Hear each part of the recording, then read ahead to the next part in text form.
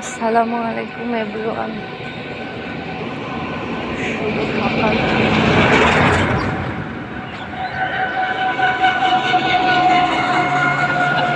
সবাই তামাক বিক্রি করে কত সুন্দর হেসে খেলে যায়। এখন তামাকের সিজন তো সবাই তামাক বিক্রি করতেছে, ভালো ভালো খাচ্ছে গ্রামের মানুষরা। একটা কথা শেয়ার করি আপনাদের সঙ্গে।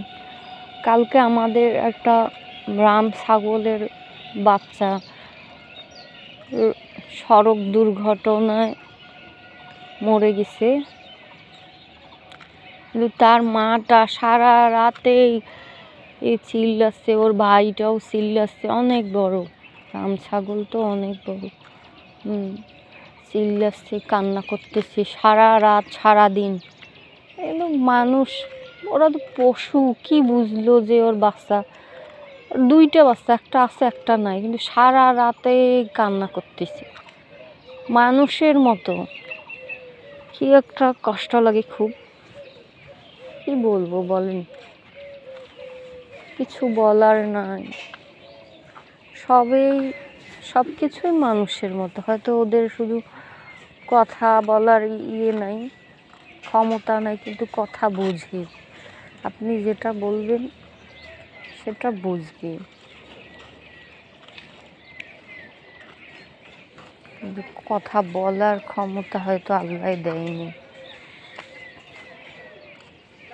আমাদের এই রোডটা প্রচুর গাড়ি ঘোড়া চলে, আর এই রাস্তার সাইডে খাইতে ধরছিল, মনে হয় ট্রাকটা খুব জোরে আসছিল, আর একবারে হুট করে এসে মনে হয় ট্রাকের নিচে।